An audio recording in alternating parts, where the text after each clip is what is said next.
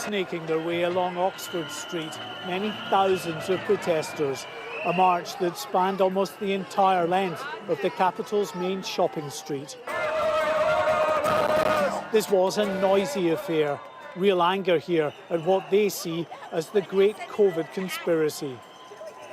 Most certainly won't share those views, but the people here believe they speak for a huge chunk of the population, railing against continued COVID restrictions, against the prospect of so-called COVID passports, and even against the wearing of face masks.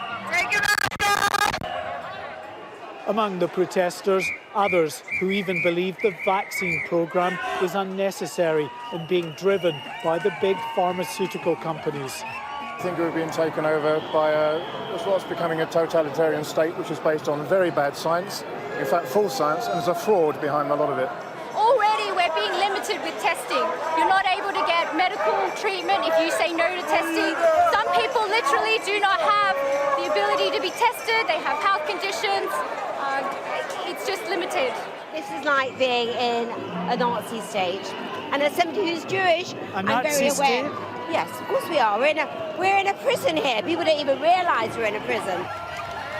There will be many who view these images with alarm, angry at those they believe are ignorant and irresponsible. But those here believe it's others who are blind to the reality of the situation. There are multiple viewpoints here, many different concerns, but the one thing that unites everyone is the unshakable belief that the government is slowly eroding their basic freedoms. And that suspicion of the media, of big corporations, of the state was shared at demonstrations in other parts of the country. There's no doubt many of the families of the countless thousands who've died from COVID will be understandably outraged at these scenes.